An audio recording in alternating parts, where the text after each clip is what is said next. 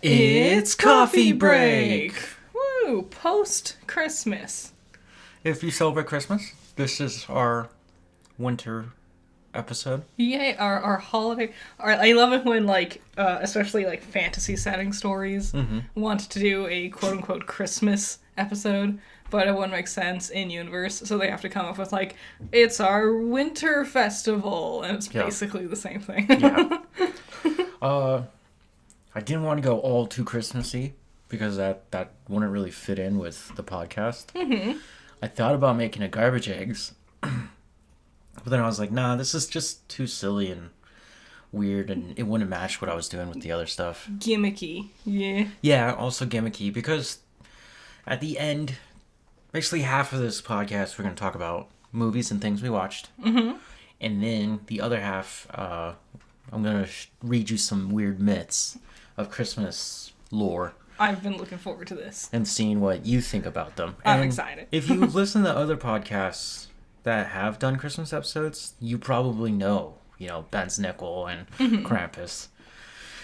And we'll talk about those guys, because whatever. We'll get there. But still fun to learn. I hope everyone had a great Christmas. Yeah. Hanukkah's been over.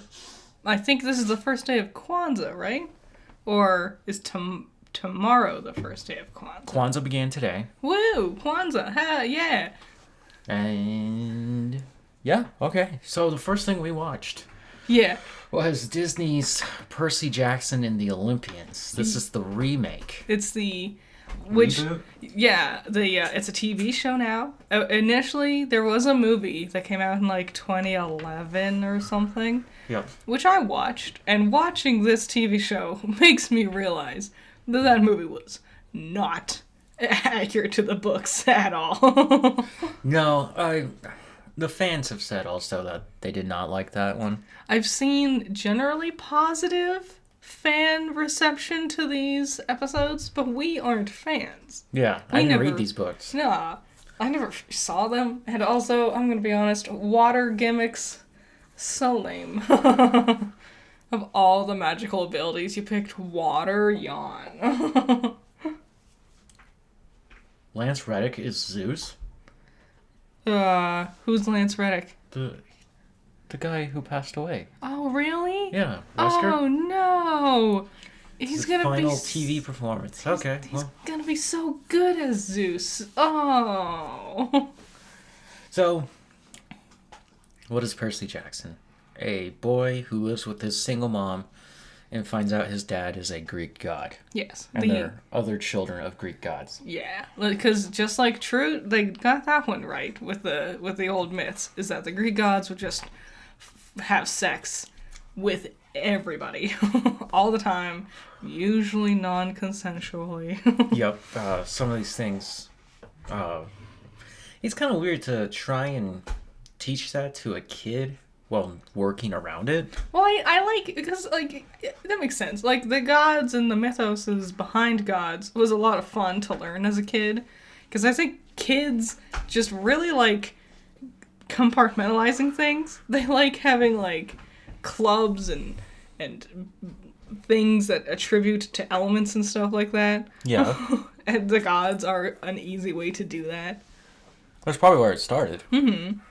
Oh, if you hear noises in the background, our dog's got new toys for Christmas. Yep. So they're playing with their toys.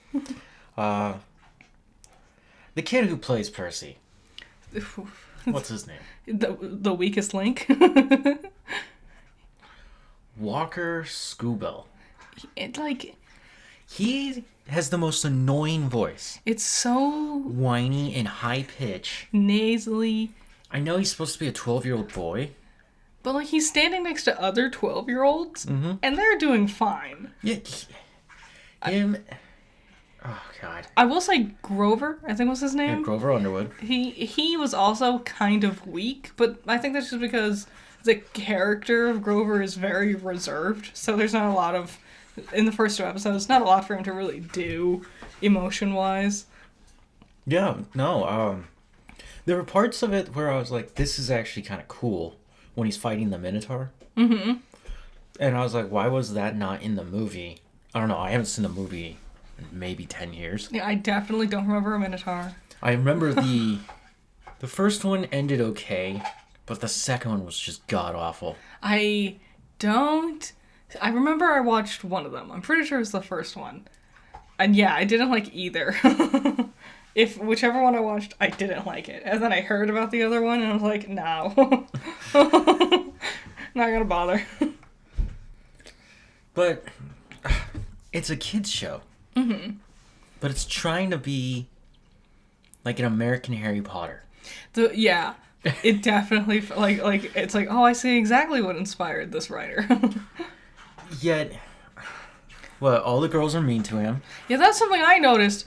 And if you've read the book, let me know. Is there a reason why all of the girls are mean? Like, every single female character, other than his mother, has been mean. They've been his bully, or at least rude and blunt. Like, even, like, the Athena girl who's teaming up with him now. She's teaming up with him, and I know they'll be friends inevitably, but even she's, like, pushing him around and is, like, being stone-faced to him. Mm-hmm. But every single male character has been kind, welcoming, inviting, friendly. There was, like, one bully boy that we saw briefly, but they were bullying Grover, not him. Yeah, not Percy. He actually gave Percy advice. Yeah. So, like, he didn't have a problem with but then the girls were trying to really hurt him. The gods, or the, basically the camp counselors. Mm-hmm. What is going on there? I did think it's funny that Dionysus is a camp counselor, because he's the god of, like, debauchery, wine, and partying, and so having him be demoted to watch these kids and you can't drink, it is funny. It helps that they got, I don't remember his name. The actor they got for him did a really good job with it. Jason Mantzoukas. It's Hebrew. Yeah, Mantzoukas? He's done a lot of things. He's great. He's amazing. Yeah, like, getting him to play Dionysus makes sense. Mm-hmm. Then you had, Charon. Which one's Carolyn? Charon. Charon. Yes. Sorry. What Greek god is I Carolyn? thought you meant his mom, maybe. Sally? Whatever. No, Charon. Charon is cool. Yeah, he just kind of disguises himself, even though he's a centaur. Yeah, the CG on his centaur body, not stellar, but also I get the feeling he's not going to be on screen much because we're immediately leaving the camp. So, save your budget for the important things, I'm guessing. It looks like they only filmed 8 episodes for this whole series so far. Yeah, which I think is just the first book. I don't know how long each book is. It can't be that long, right? It's just a kid's movie. Yeah. I mean, or a kid's book. Like, Series of Unfortunate Events was able to cover the first book, the Netflix version. Mm-hmm. Was able to cover the first book in 2 episodes. Yeah, the first season did the first 4 books. Because it had 8 episodes. Yeah, that was crazy. But there's some stuff you don't have to put in there and you can take away. And maybe you have to add things in there. Mm-hmm.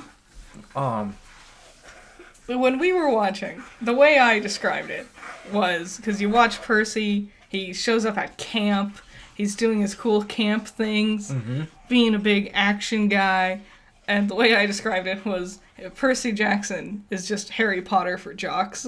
Yeah. I'm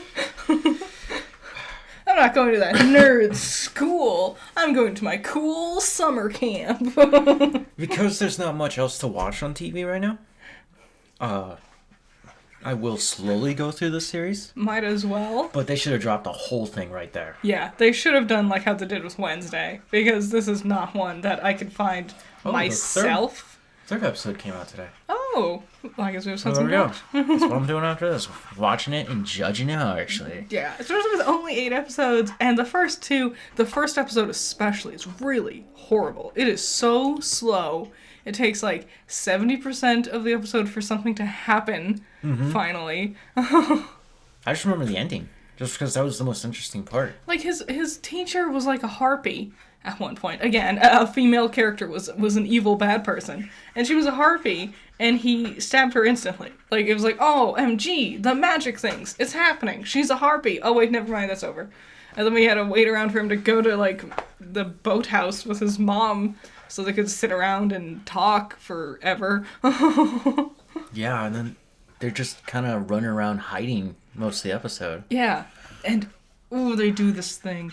So much of the dialogue is, we gotta go to place. And Percy goes, what's place? Well, we gotta get the thing. And then Percy goes, what's thing? It's just I'm saying something. They know Percy has no idea what it is.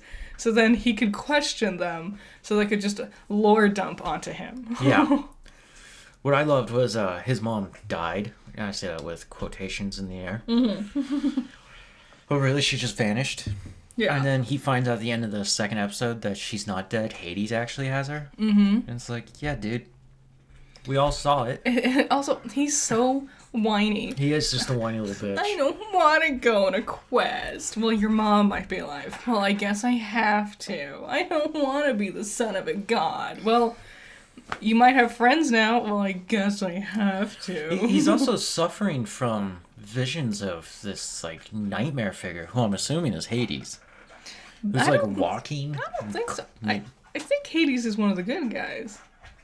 But I'm not sure. Well, who else could it be? Isn't Titan the villain of the story? Or Jupiter? One of them? What? Kronos? Isn't that one of them? Yeah, Titan is a species, not a name. I'm doing my best, man. I'm And trying to remember the movie. Would you say Jupiter? Yeah. That's Roman. Jupiter, that's just the Roman name for Kronos. I remembered the planet. That's not... No. Yeah, it is. Oh, Saturn is Kronos, isn't it? Uranus. No? No, you're right. It's Saturn. Saturn is Kronos. Yeah. And Uranus is his father. Who's Jupiter? Zeus. Damn, should have remembered. Because it's the biggest planet. I remember. That's why I thought Titan, because it's big. No. Kronos was of the Titans. You can see how my thought process was completely backwards. Yes, it was. It was all over the place. I think Kronos is the bad guy. I'm not sure. So I saw all the fans just freaking out on the internet, and as they announced the series like a year ago, people were like, oh my god, they're going to do it, and they're going to do it right this time. Is it right? I don't know.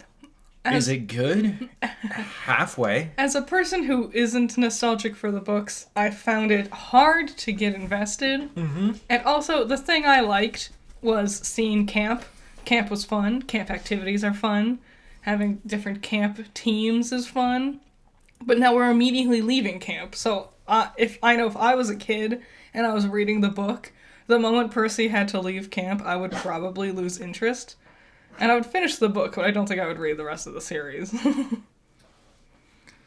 Yeah, yeah. And the fact that when I was pulling up this link, the guy who wrote the series has come back to make more books about Percy going to college. After being on hiatus for 12 years or something? Yeah. And I'm guessing he did that for the show because he wants to re-hype everything up. It gives me hope because we're also supposed to get Narnia is on the slate to be in production soon, and Aragon is set to be in production soon. That's not going to happen. It is happening. It's not. Christopher Paolini said so on TikTok. When we were at Walmart the other day, I saw all the books on the shelf. Yeah. I was like, oh no.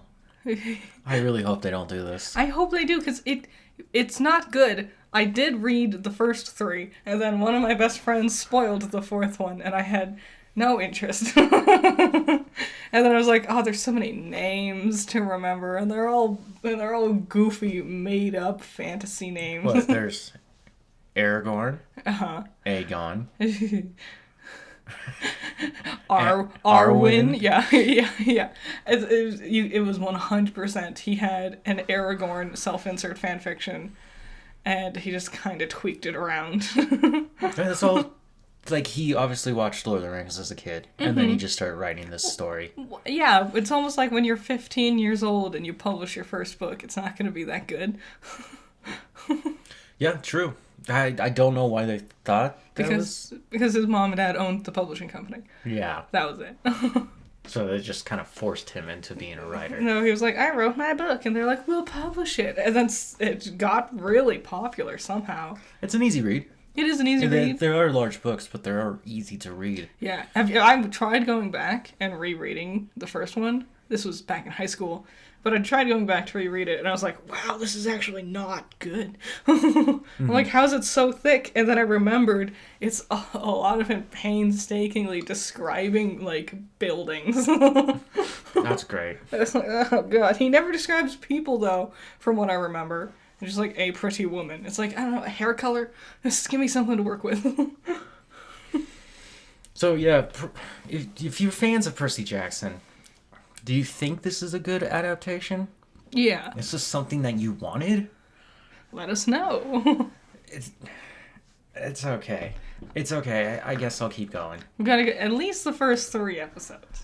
Now, I was going to do Rebel Moon next. Because that's a chunk of a thing right there. This is my new favorite movie to hate. Rebel Moon. But before I do Rebel Moon, I just wanted to say really quickly, Saw 10. Yeah. Loved it. It was great. My boy was in it. It really felt like a true sequel. Like, I didn't think they could go back and recapture the feeling. Did you know it takes place between 1 and 2? Really? That's where it was. Wow. Damn. And it's a fun return to form. It's a Saw movie. It's a classic. And they got me at the end.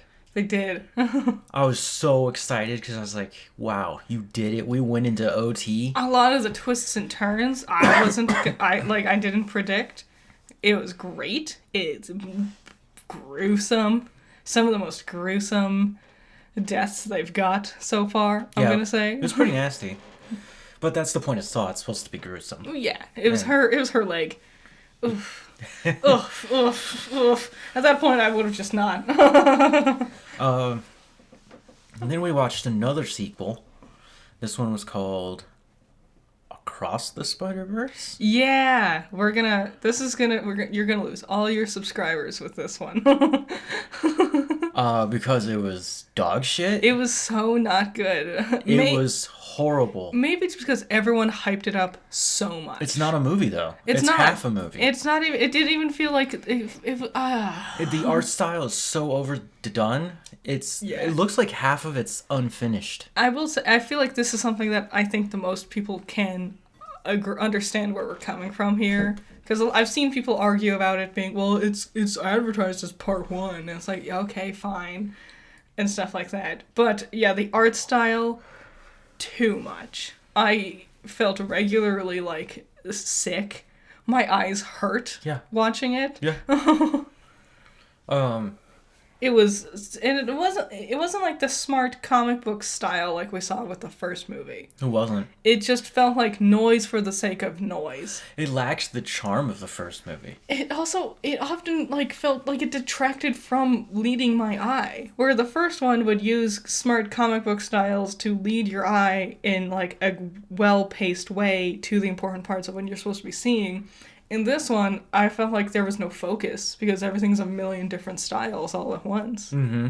And you're right, it did lack the charm. Something that also pissed me off with the art, I was telling you about this. It was Gwen Stacy talking to her dad. Every single time there was a cut, the color palette would completely change and the background would be completely changed. And I hated it. Yeah. It wasn't giving me the vibes, which I think is what I was aiming for. It just felt like an unfocused mess. Yeah. And the real villain of that whole story was not Spot. No. And I don't know why people were like, Spot was so well done. He's barely in that movie. I also saw someone say that you can't even tell it's... What's his name? Jason? Jason Schwartz. It's like, you can't even tell it's Jason. It doesn't sound anything like anything else. I'm like, that is just his normal speaking voice. What are you talking about? That's just him. That's literally... He had more variation to his voice when he was the kid Fox in Fantastic Mr. Fox. Yeah, Miles is just a shell of who he actually is, which bummed me out because I wanted to see Miles. It was real sad the whole way through. Yeah, he's just alone. Yeah. And even when he finds out the reason why his friends never came to see him is because he's the anomaly. He's the one that ruined everything. Yeah. And it's like, oh, what great friends. And also, what great Spider-Mans. I already know how it's going to happen. Because if they get rid of Miles, they create a paradox where their Spider-Verse wouldn't exist without him being an anomaly. Yeah. And that's how it's going to get solved. Like, he's the necessary anomaly. Miguel O'Hara. Oscar Isaac did great. He just sounds like Oscar Isaac. But he did do good, I will admit. I think he's talking about Palpatine at some point. It's weird. And then he just jumped up and threw a bunch of random shit at everybody. Go, random bullshit. That's a Moon Knight reference. It's a very funny. Look at Moon Knight, random bullshit.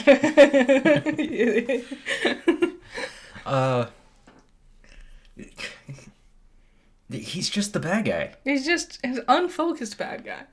Like, I get it, he's, like, mean and grumpy, but also, I don't know. And trying to tell Miles about what's happening, he just gets angrier and angrier to the point where he just physically attacks him. He feels like a caricature, not like a character.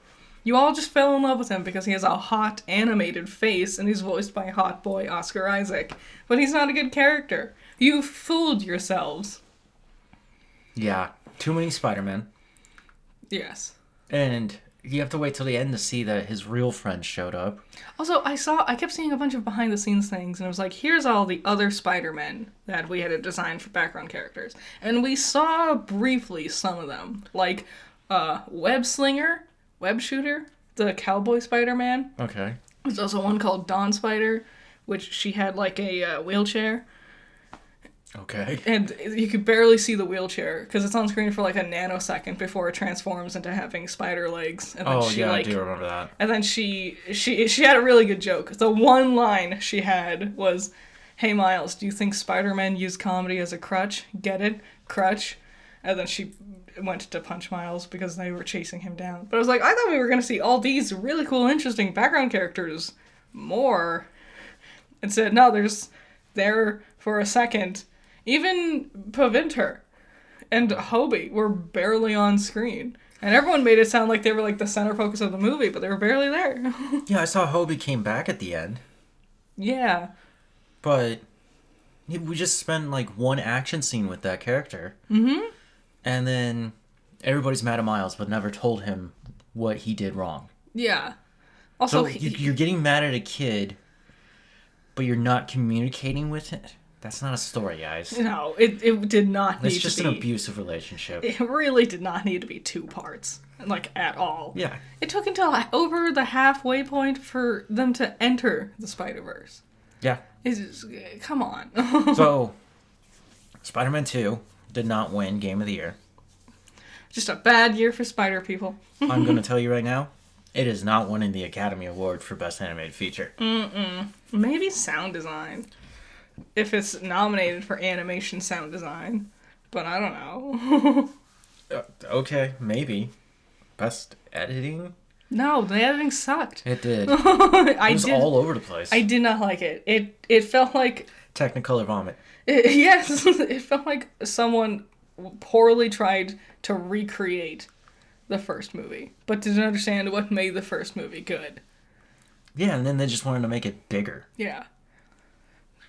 Okay. Might as well have been made by Mad Magazine, you know? Damn. Okay, now, Zack Snyder's new film, Rebel Moon. My new favorite movie, parentheses, to hate. Part 1, A Child of Fire. Zack Snyder originally wrote this script and pitched it to Kathleen Kennedy of Star Wars. Yes. Right? And she turned him down. And so he went off to Netflix, and they're like, cool, let's make 2 movies. And you can tell because it's a lot like Star Wars. A lot like Star Wars. It's Star Wars-y with, like, just straight up fantasy. It's so... With some Star Trek. But it doesn't have any of the things that make Star Wars fun.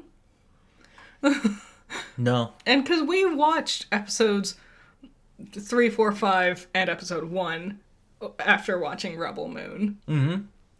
And those were great. And I was like, this is what Rebel Moon was trying to be. I finally liked episode 5. For the first time in my life, I actually enjoyed it and went, wow, this is pretty good. It was better than I remembered. Yeah. Rebel Moon. There are giant sequences and information just completely missing from this story. Which is crazy, because 90% of the dialogue is just heavy-handed exposition. Yes. Every time our main character, Cora, she sits down and talks to her little farm boy boyfriend.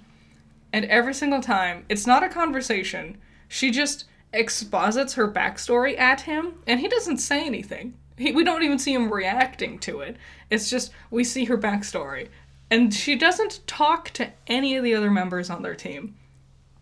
They get, 4 other people, and they never talk to each other. They have lines of dialogue in the scenes where they're introduced, and then they don't have any dialogue until the very end of the movie, where they go, we did it, we beat the bad guy. And it's like, oh, you actually get lines again? Wait. Nemesis was a cyborg? Which one was Nemesis? The one with the blades. She's a cyborg? That's not explained. What? Okay. What do you mean? Oh, man. It's like, at the end, one of the villains is like, and you, Tarek, you are a prince. And it's like, when? We're just gonna drop that info here? Yeah, a lot of it didn't make sense. We're just going to random places, finding people. And it's like, it's like the gathering your team missions. That's what the whole first movie really is. But, we've seen versions of this where it's done really well. I actually watched The Wizard of Oz. And that's a way better example of gathering your team and have them actually, talk to each other. Tarok, one of them, the prince, they find him, and he has to, get this griffin to listen. And he does this whole cool thing where he, rides the griffin. He has, a rock on a rope that he uses to, grapple hook onto things. Mm-hmm. He befriends the griffin, and then at the end, it's like, ah, yes, I see, the griffin is going to come with us. It doesn't, which is fine, whatever. And I'm like, oh, but I understand. He has, this animal connection. He'll befriend various animals to help wherever they go. He doesn't. Never once engages with anything else. I was like, well, at least he'll have his grappling hook thing. Nope. He just had a regular blaster, like every other character. His whole introduction scene and his skills and abilities was completely irrelevant to the rest of the movie. So, Snyder's plan here, he wanted to create an IP that you can make games and books and TV shows on. And make merch out of. And he did this with Army of the Dead. He tried. Yeah. Right? Isn't that what it's called? Yeah, the one with the hackers breaking into the vault in the zombie apocalypse thing. Yeah, it's a heist movie in the zombie apocalypse in Vegas. Mm-hmm. There is a prequel movie for that one, and the sequel movie should be coming around at some point. But he went off to go do this. There is a second part already done called The Scargiver, which will come out next year. It's already slated April. for April, yep. Once you get to the end of the Rebel Moon Part 1, it'll tell you about it. And this one will get a rated R extended cut, which he does this all the time. There's always an extended version of one of his movies. Mm-hmm. And every time. The original cut is ass. Like Batman vs. Superman. Yeah, well, I was going to get there. Terrible. The extended cut is an amazing movie. Yeah, when you throw the 30 minutes back in, it makes way more sense what's happening. And with this Rebel Moon, it's already 2.5 hours. I feel like you could easily add another hour in. Mm-hmm. And it needs it. Yeah, I don't get that the bad guys still work for the king, but they killed the king. Also, spoilers. She kills the bad guy dude, totally kicks his ass, and he's dead. And then, because he seems to be like a robot or something, they bring him back to life. And it's like, well, now you gotta try to get her again. And it's like, but he failed. He already failed the first time. What makes you think he's gonna succeed the second time? It's like, oh man, Team Rocket, better get Pikachu this time. They've already failed. They're not good. What? Yeah, that was weird. You just walk into scenes. You just get thrown into these scenes and you don't know what's happening. Like Nemesis. Mm-hmm. All of a sudden, we're just on this planet and they're in an elevator and she's going down into the depths of the city and she fights this, like, arachnid woman. Yeah. And Which the arachnid woman looked cool and she was talking about something that happened on the planet that stopped her from having children. And Nemesis can, like, relate to her because of this losing children thing. Yeah. Which is not explained. You just get told this stuff and then battle. And then Nemesis, she's the one who gets the least amount of lines out of every character. Yeah. She barely is in it. She doesn't even stand next to the others. And I know she's supposed to be like the moody, broody, standoffish one of the team, but come on. I don't understand the character Titus, Jimon Hansu. Which God, he's such a good actor. He deserves more. She finds him in a Colosseum, which, by the way, this Colosseum, just go look up the Roman Colosseum and then just put it in your sci-fi movie. Yeah, just layer it over Star Wars with 50% opacity. That's it. She finds him in there, and he's just, like, chained up because he's fighting as a gladiator, basically. Yeah, we don't see any fights, though, which was great. Yeah, I was expecting at least a fight. So we don't even know what he's, like, fighting. Nah, except for he had a blaster, just like everyone else did. He's drinking, and he has, like, long hair. Yeah. He had, like, a big beard, right? Yeah. And the next thing you see him, when he's on her ship, he's shaved. Yeah, he's clean shit. He's all put back together. It's like, when did that happen? We barely got to know much about him. We just knew that he was, like, what was it? A former general of the Imperium recruited to lead the fight against the Mother World. Yeah, and he was, like, the one they had, like, set out to find before getting to the Blood Axes. But he didn't feel important at all. No, especially because we just found him in a gutter, and she had, like, one pep talk with him, and he decides to join. Also, her cause, she's getting all these, like, amazing badasses. And the thing is, there's a ship of evil people attacking one tiny little town who raises and grows crops. That's it. So they all just gather together just to save, like, one tiny farm. And for some... Egg. And somehow she convinces them to do this. Like, there's other people that could be saved by the Mother World, but this one little farm, they really need their help of all 7 of the greatest warriors in the world. So all we find out is that she's been living on this planet for, what, 2 years? Something she says seasons. So, and I'm going to assume harvest is the season. Yeah, but it could... So that would be a year. But it could also mean, like, spring and summer. Whatever, fantasy speak. You can't just use regular...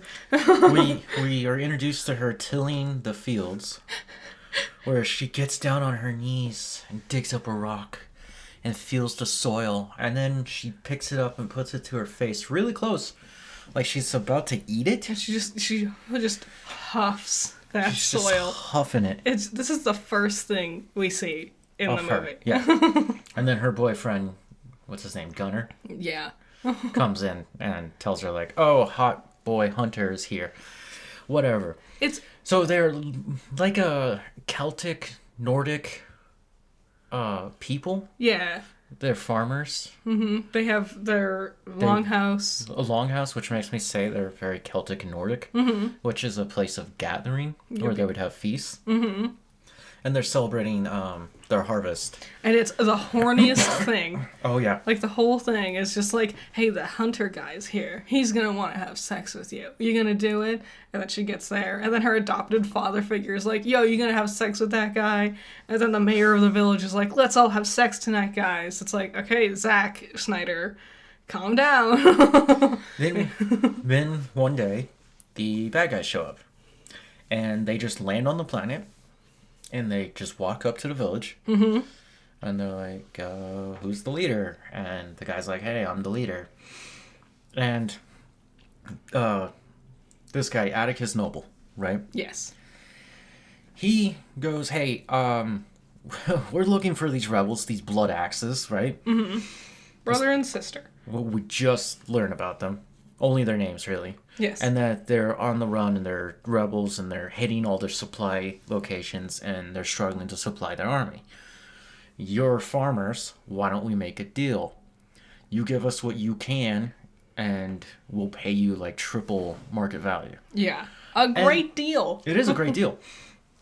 And the leader just goes, no, we can't do that. And then his son, who's Gunner, right? That's how I interpreted that. I thought they were son. Might be related. They don't really explain it. For the first, when she was huffing the soil, I thought she was related to Gunner. Yeah. And for a second, when he was like, I'm looking for the blood axes, brother and sister, I'm like, are these two supposed to be the blood axes? Are they brother and sister? Yeah. And I'm like, no. She was giving him bedroom eyes. So Gunner just starts explaining to Atticus about how they have so much crop to share that they could do it, which pisses Atticus off, and he just ends up killing the leader right in front of everyone. Which also, like, the leader, I don't know why he turned down the deal. It was a great deal. He should have never done that. And even Cora beforehand, she was like, just give them what they want. And then they'll go. And hope they don't ask for more, or notice that we can give them more. Yeah. And then because of the line and all that, the deal got even worse. Yeah. And then... Good thing the leader died. He was apparently very bad leading. Yeah. And then they're like, we'll be back in, 10 days? Something like that. So the soldiers that he leaves behind to watch after the village to make sure they do what they do decide that they're going to play with the little girl in the farm. Let's not... she's a woman. Let's not describe her as a little girl. Okay, well, they plan to do horrible things, and that's when Cora shows up to kick their ass for it. Also, one character who you might see plastered all over the marketing. His face is everywhere. He is revealed in this time of the evil guy showing up and this sequence that I was talking about, and his name is Jimmy. Yes. So everyone's favorite space robot, Jimmy. He's a robot, which he might as well have just been a person, because he talks about having thoughts and feelings, and he moves like a normal person would. He might as well have just been a person. Well, here it says he's a mechanical knight. Sure. And yeah, he was a soldier. He said that. Mm-hmm. And he fought for the king before the king's death. And this is all stuff just exposéd onto you. Yes. He is barely in this movie. Yes. After this beginning scene of Cora and Jimmy and another soldier stopping the bad soldiers. Oh, I forgot about the random soldier. And then you do, and it's like, yes, I see what we're going to be doing here. Cora is going to go, and this is the beginning of her team. She's going to have Gunner and Jimmy and that other soldier, and they're going to be the beginning of the team. But no, Jimmy and the other soldier just completely vanish at this point. Yeah. Like, you see Jimmy again at the very, very, very last second. Yeah, and he's wearing his antlers that you'll see. There are scenes in the trailer that you'll see that aren't in the movie. Yeah. I assume maybe there was a subplot where we continually went back to the hometown to see Jimmy and the other soldier trying to keep things together. Mm-hmm. But it's not in the movie. No. And so what we're saying is this is a weird, unfinished piece that will have a sequel for some reason. He plans to make a third movie. Yeah. And because of that, he's now saying he's going to end up making a total of 4 movies. Jesus. If you want, I do recommend you watch it. It's a great time to make fun of. It is so much egregious slow motion. The slow motion is just ridiculous. We had slow-mo to show her, like, throwing seeds for the garden. It was so stupid. It's too much damn slow-mo for the lamest shots. There's like a scene where she's doing an action thing and she does like a handstand or whatever with one hand. Uh-huh. And instead of, like, oh, it's the flip she's doing. Yeah. Or it's her aiming the gun at somebody to shoot, right? Mm-hmm. It's her hand hitting the ground. That's the slow-mo shot. And it's like, why? That's not action. He just seems to fundamentally not understand the point of why sometimes in movies a shot will be in slow motion. He just does not get it at all. That was just weird because when he did 300, the slow-mo was them going through and just, like, that one guy, he got blood drunk. Yeah. And there's that cool action sequence where you get to see him almost like a side-scroller. Also, like, the classic kicking him down the well. Yeah. Hole in the earth. It was a well. And those are action. Those are actions being done. But when he's doing slow-mo here, it's like she got behind a wall and it's just slow-mo and you're like...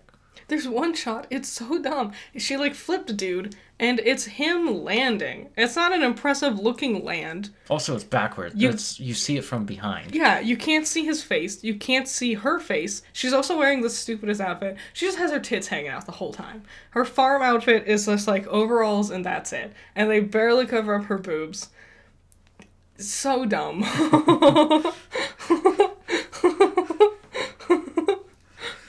Yeah, that was the thing. Great time. Watch it. Watch it and make fun of it with your friends. Highly recommend. The fun idea is knowing that he's going to do this extended edition. Mm-hmm. And he could actually totally redeem this thing with an extended cut. He could. I really want this to be good. The pain of knowing that there's the theatrical, the PG-13 version, which is not good. No.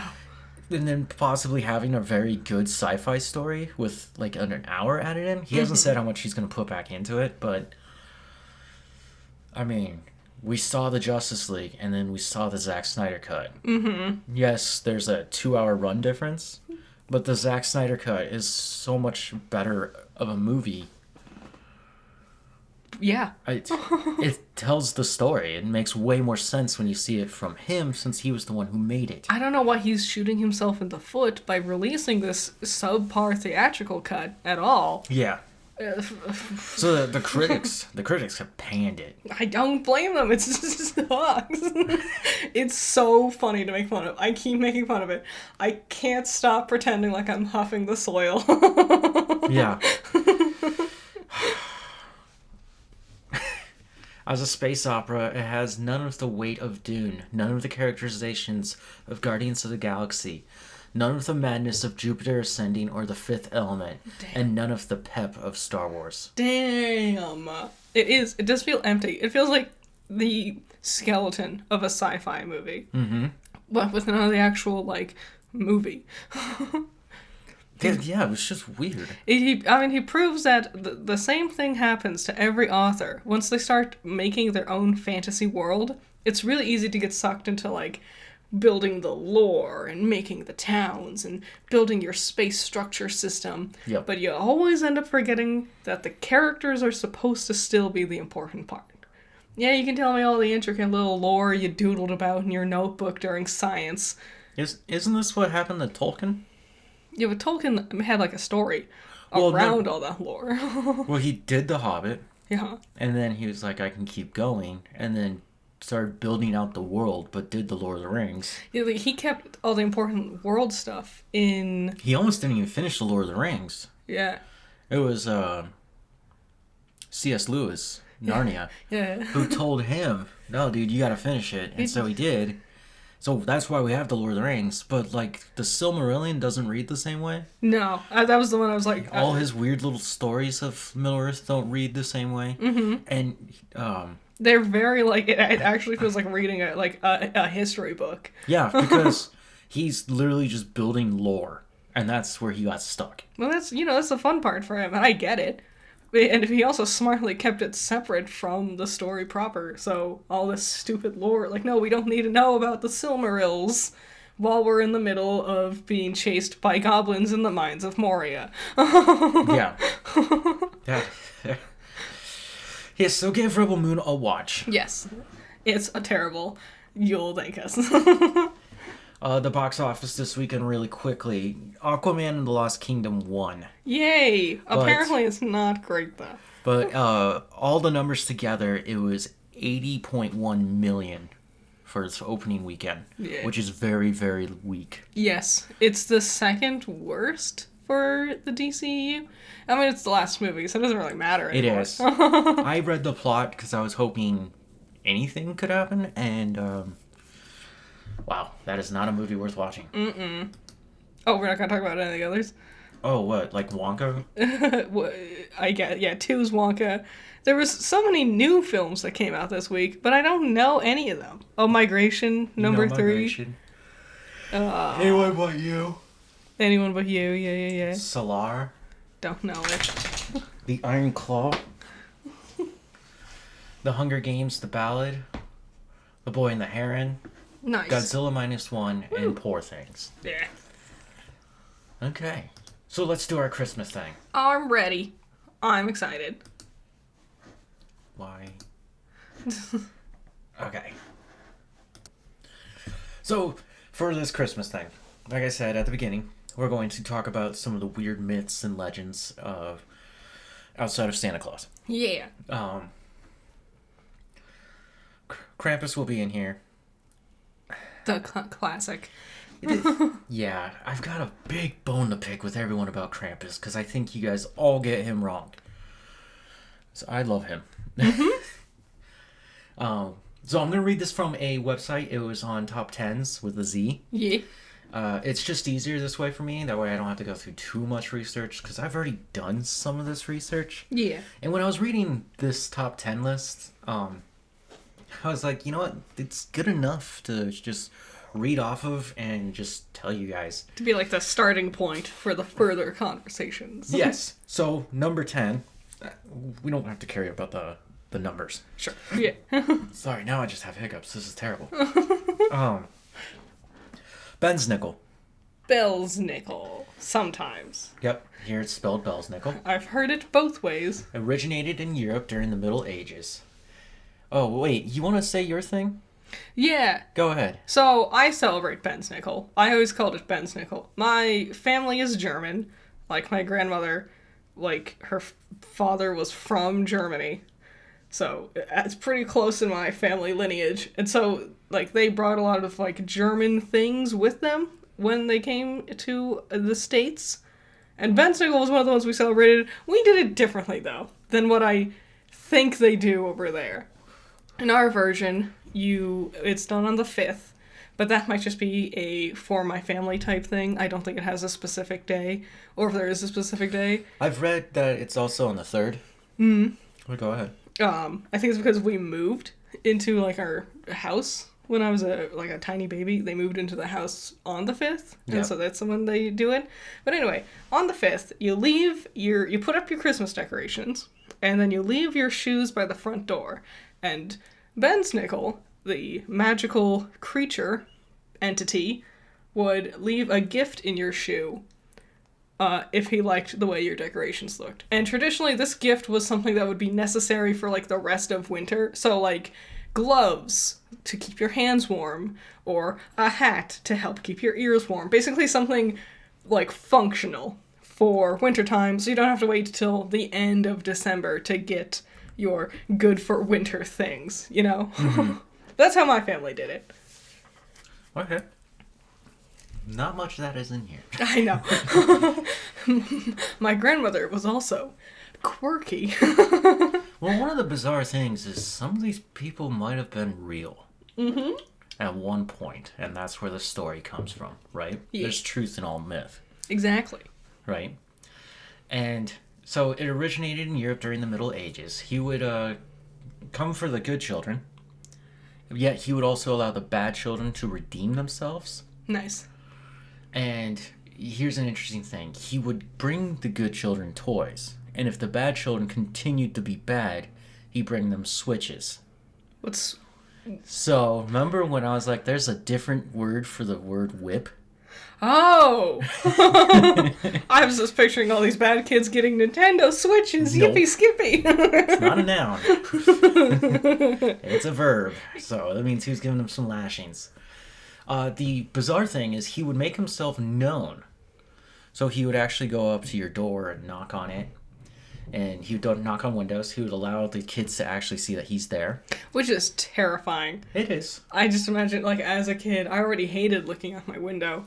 And I just imagine hearing a knocking, and because he doesn't look like a normal man in my imagination. Are you ready? I'm ready. He's a thin person who wears fur clothing with bells attached. Bells, nickel, right? Mm-hmm. And wears a mask. In one hand, he carries a bag of presents, and in the other hand, a whip. What does the mask look like?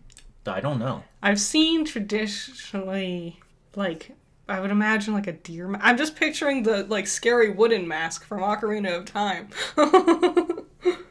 The one you give to the little boy so he can be scary in the graveyard.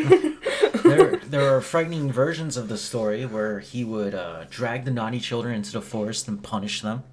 Ooh. Or he would steal them from their beds, and he would give them this chance to redeem themselves by playing tricks, dancing, or singing for him. Oh, that's nice. So, hey kid, you can juggle? Watch this.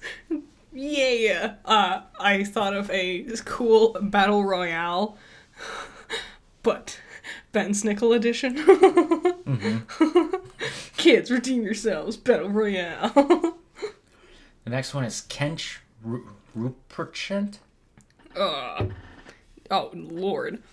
It's spelled Knecht space Ruprecht. I'm not sure how to pronounce that. So, he is known, he has two different things. One story is he's a wild child that was found by Saint Nicholas, Santa Claus. And the other one was he was a farmhand prior to becoming St. Nicholas's assistant. Both are fun. Like Bell's Nickel, he would also carry around a switch. He also helped out St. Nicholas by going to each child's house and asking their parents if they were good or bad that year. If the parents said they were bad, he would use the switch on them as punishment. Jeez, lots of whipping. Lots of whip speed. He's described as wearing a black or brown robe with a pointed hood, and is carrying a staff and a bag of ashes. Ooh. Oh yeah, they get creepy, and they're gonna get creepier as we keep going. I wonder where we transitioned from I'm gonna whip you to you're gonna get a lump of coal, which still has a functional purpose. You can still, like, burn it to get warmth. I guess. A whip, you just get hurt. Next is Pierre Fortirard. That one sounds French. It's French, yep, in southern Belgium, which is still French. It is, yeah, slightly. Well, here's the secret. French fries weren't made in France, they're made in Belgium. There's a lot of French around the world that you wouldn't expect. Creole French, that's fun. Yep. Whole French Quarter down there. Quebec. Yeah. Yep. And Montreal. Man, those French, they got all over the place. Or people left. A lot of people ran away from France. He originated in the year of 1150. Yeah. So that's very bizarre that we know a year. It's scarily too recent, I'm gonna say. Yeah. He was a butcher who lived in a small French village with his very greedy wife. They lived near a boarding school where children of the wealthy families would attend. One day, he and his wife saw three boys walking towards the school when they decided they wanted to rob them for the gold they believed was in their pockets. So the Fortiards offered the young boys sweets that were secretly poisoned, killing all three children. Oh my god! It took a turn. Pierre slit the boys' throats and chopped them into pieces and kept their remains inside of a barrel. What? Legend has it he would accompany St. Nicholas. However, when the Jolly One found out the awful act of Pierre had committed, his punishment was to spend the remainder of his life following St. Nicholas around as his sidekick. In fact, Fiotard, French, is said to have been the one who delivers coal to naughty children. I'm so...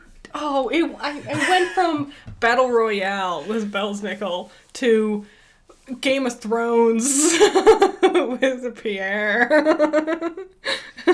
They were scary before they were good. They were. There was a big emphasis. I don't remember if I said this on the podcast or if I just said it to you. I think I just said it to you. That there was an emphasis on if you do bad, you will be punished. Versus nowadays, it's if you are good, you will be rewarded. Where we more lean into being good, you get the good stuff. Where back then, it was very much fear-based and threat-based. Yes. A lot of them were monsters that eat and hurt children. Yes. Hansel and Gretel. Yeah. Also, Baba Yaga. Yeah. They're all around from that same time. Well, a big thing was because kids would just wander off, and they don't want their kids wandering off and getting kidnapped and murdered or eaten by a wolf or whatever. So a lot of their stories were just, don't do bad, stay at home, do what you're told, and then you won't get brutally murdered. Yeah. It was also just in their world at that time. They didn't have our medicine, our technology, our understanding, science. Mm-hmm. So a lot of them would sadly actually perish. Yes. A lot of kids never made it to being adolescents. It was too common for kids, especially the younger you were, the more likely you were going to die. Yeah. Because you couldn't survive a cold or a flu. Yeah, the common cold was actually going to kill them. This all these scary figures is actually reminding me. We watched another movie over the weekend. You saw Rise of the Guardians for the first time. I did. The boogeyman was the bad guy. And what were your thoughts? What do you mean? Like, it wasn't good. You kept saying he looked bad. Like he was boring. Pitch? Yeah. Yes. His design is terrible. Yes. Of all of them, they're all, like, unique and interesting. And then you look at him and his shirt looks like it's part of his skin. It is incredibly just because he's the boogeyman. Yeah, his hair is just shot back. He's just a Hot Topic employee. Yeah. Of course it's Jude Law, because Jude Law makes everyone uncomfortable. Until he's Dumbledore. Still makes me uncomfortable. A little bit, but he does a very good job emulating both Dumbledores' personas, I would say. Yeah. The next one is Sinterklaas. Sinterklaas. Yep. Woo! The Dutch version of him. He has a difference. He looks more like the Pope in the fact that he has a robe and hat. Okay. Instead of a fat man, right? His season begins in the Netherlands in November with the annual parade on the last Sunday of the month. Sinterklaas, along with his white horse and his helper, Zwarte Piet. The ZWARTE -PIET. Arrive by boat and join the parade. December 6th marks the Bell's Nickel. Yeah. December 6th marks the day of the feast day. The evening before is when families gather for a large meal and exchange gifts. This is also the time that Sinterklaas and his companion travel from rooftop to rooftop looking for children who have been good all year and reward them with candies and presents. Nice. Children leave out carrots or oaks in their wooden shoes for Sinterklaas and his horse. Nice. The next morning, children awaken to gifts and funny poems that are left by Sinterklaas as a reward for their good behavior. This is the first lovely one. This one also, it gets a reference in The Santa Claus, the movie starring Tim Allen, where he turns into Santa Claus. Is that what that movie's about?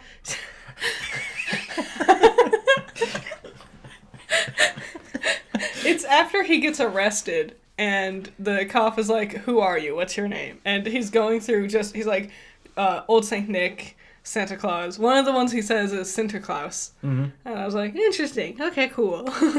He's technically Santa. It's just a different region of Santa. Yeah. Okay, now we just went straight to hell. Woo. Gryla? Gryla? The Child Eater. Oh. In Iceland, a very frightening myth of Gryla, who is said to be a mountain troll with hooves for feet and has 13 tails. 13? That's too many. That's at least 11 too many.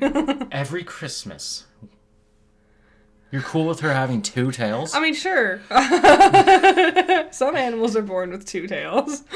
I'd be fine with 3. Okay. Every Christmas, she leaves the mountain looking for children who have been naughty. She finds them, kidnaps them by stuffing them into a bag, and then brings them back to her cave, boils them alive, and eats them in a stew. Oh. She is always in a bad mood because she's constantly hungry for children. Jeez Louise. It dates back to pagan time, which that's pretty easy to believe. Yeah. She's also believed that her sinner ways are not only felt by children but also by men. She had 13 husbands, and 2 of them she killed just because she was bored with them. Nice. She also has 13 children, all boys. I like the 13 theme we got going. The boys are known as the Yule Lads. What? What? What? The Yule Lads. God, you're gonna love this. I'm excited. The Yule Lads are the 13 sons of Gryla. Gryla. And they have their own unique characteristics.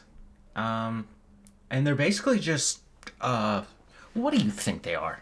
They sound like naughty little mischief makers. They are. Whoa! That's it. I wouldn't even consider them evil like their mom, who's straight up just eating children. Surprisingly, she didn't eat them. Yeah. But nepotism. Are you ready for their weird names? Yeah, I'm so ready. Sheep Coat Clog. Okay. A peg-leg sheep fancier. Gully Gawk. Hides in ditches and enjoys milk from cows. Okay. Stubby. Short and enjoys pie. Spoon licker. This motherfucker steals your spoons and licks them. What a wretched little child.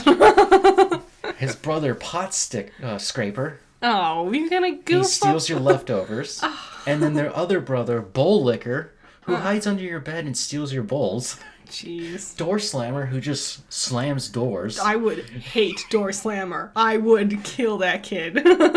Skyer Gobbler just eats yogurt. Oh. Sausage Sweeper, he steals your sausages. Okay. Window Peeper, he just watches you from the windows. You creep. You pervert. Doorway Sniffer. Jeez. They were... Known for his large nose and sniffs through doors on Christmas bread. Meat Hook, he'll steal your meat with his hook. Okay. I was like, is this the one that actually like cuts off your limbs? And the truly evil one, the Candle Stealer. What is it? What, they just steal He candles? steals your candles. All brats. Yep. They sound familiar. Was there a movie that had the Yule Boys? Is that what they call it? The Yule Kids? Yule Lads. Yule Lads. Was there a movie that had Yule Lads in it? I don't know, but I can see how the archetype has been used, like Lock, Shock, and Barrel. Yes. I learned about the Yule Lads this year. They also sound familiar to characters from the Del Toro series, but you don't know them. Yeah. Shout out to my Del Toro fans. Woo! So when I was introduced to them, they began with their mom, right? Yeah. And I was like, that is so cool. It's crazy. And then they're like, Yule Lads. And I was like, how much crazier can this... Oh, they're just tricksters. Door sniffer. I feel like there might have been... Remember when Blumhouse was doing monthly movies? Into the Dark. Yeah. I feel like one of them might have had something to do with the Yule Lads. Because I feel like I've seen them somewhere before. But that's the only thing I can think of that was like dipping into slightly obscure mythos. They only to play adapted with. Puka. Oh, they did do Puka twice, huh? Yeah, because it got a sequel. I'll be thinking about this for too long.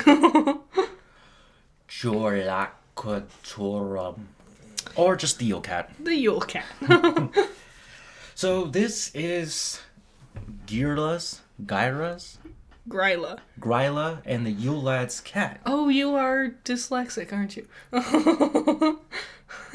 Thanks for telling everyone. Percy Jackson's also dyslexic. Didn't you notice? Okay, he's just a bad reader. So this is a Christmas kitty, and it's been around since the 19th century, as far as written records go. Okay. He is a large cat that wanders the streets during Christmas and eats people who are not wearing new clothes. What? What a weird specificity. I think it's best to imagine this thing's like the size of a panther.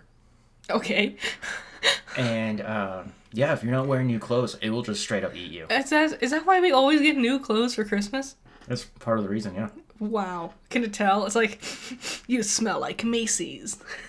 The Sears clearance section. In other versions, instead of him eating people, he just eats people's food who were too poor to afford new clothing. That's so mean. They're already too poor to afford clothes. They can't afford more food. At one point, they made the story illegal to tell at Christmas time because it was scaring children. Damn. I mean, yeah. The others seem a bit more intense. An explanation for this myth is actually to make people work harder during the holidays.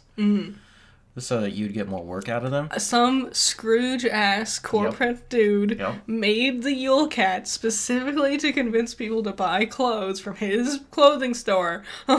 Yeah. Wow. Guess who's gonna get attacked by Gryla next? Next one, La Befana. That sounds Hispanic. It's Italian. Dang, I was kind of close. Similar to Santa Claus, Epiphany Eve, which is January 6th, that is when the Orthodox Church celebrates. So, fun fact, Russia will celebrate Christmas January 6th this year, right? Ukraine used to do that too, but this is the first time they decided to celebrate Christmas with the rest of us. Woo! On the 25th. Hooray! So, if you hear Epiphany Eve, that is what they're telling you. It's because technically we don't really know what day Jesus was actually born. Yes, and so there's an argument over what day he was truly born. Yeah. And what day all that came down. Yeah, so some people say January, some people say December. We know he was a Sagittarius, so he was in that region. Sagittarius? Is that the one? Should be a Capricorn. Capricorn. They're both the goat ones. I get them mixed up a lot. So it's an old lady who flies around with a large bag on a broomstick. Nice, that's a witch. She visits boys and girls who have been good or bad. Nice. She'll leave children candy and gifts if they've been good, and if they've been bad, she'll leave them lumps of coal. Oh. Instead of leaving out cookies and milk for her, you would give her a glass of wine. Oh, the smart parents teach their kids about her. Yep. It's believed the myth of La Befana dates back to the 13th century. The three magi were on their way to give presents to baby Jesus when they stopped at an old woman's house and asked for directions to Bethlehem. Before they left, they invited the old woman to accompany them to see the newborn king, but she refused. After much thought, she decided to join them, but they had already gone. So she left sweets at every child's door along the way, hoping that one of those houses had Jesus. Wow. Could you imagine, like now, current day Christians being told that in a version of their baby Jesus story, there's a witch hanging out with the three wise men. And my favorite, Krampus. Woo! Krampus is Santa Claus's sidekick. Yeah. They are brothers. And Krampus comes from Austria, Germany. Mm-hmm. He's known to be more dishevelous in look. Mm-hmm. He does carry around bells and a whip. Mm-hmm. Mm-hmm. And basically the way it works is it's a duality between good and evil. Yeah. But don't think of evil, think bad. Krampus, similar to Hades from like Hercules, for example. Hades is always depicted as like the villain. Yes. But he really wasn't. He was a nice guy. So yeah, Santa would go give the good kids the nice things, and Krampus would show up and terrorize the shit out of the bad kids. They're like the scary holiday version of Ben Wyatt and Chris Traeger from Parks and Rec. Santa comes up. Oh man, that's a great idea, Leslie. Let me ask Krampus. Krampus, can we do this? No. Sorry, Leslie, but Krampus says no. One of my favorite things is in Germany on Krampusnacht. Mm-hmm. Night of the Krampus. Night. December 5th. Again. Another important day. I was right. the parents will have the neighbors or other family members dress up as Krampus. Mm-hmm. And they would hire them to just basically break into the house and just terrorize the crap out of their kids. Which sounds like too these are much. full-grown adults dressing up in the most devilish way they can, running in and terrorizing children. And then they go out and do their festival. And a part of me's like, that's messed up, that's mean. And then I remember we have a whole holiday dedicated towards scaring people. Halloween.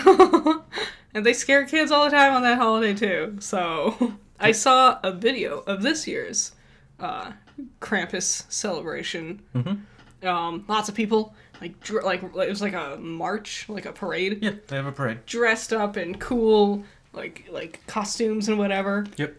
And it was awesome. And some people were like, what's going on? It's bad. It's like, no, it's just not what you do. Just because it's different over there, that doesn't mean it's bad. I think it's very cool. It is. Krampus is I love Santa. I love what Santa means. I don't believe in the religious aspects of Santa. No.